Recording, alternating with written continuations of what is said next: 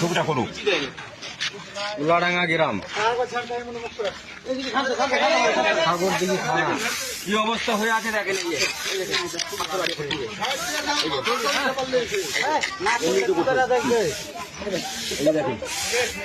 এই যে দেখেছেন এমনি উঠে পড়ছে পিচ।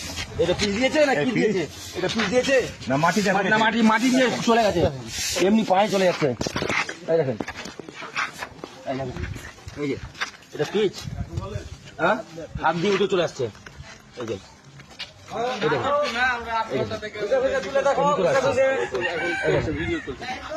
চলে আসছে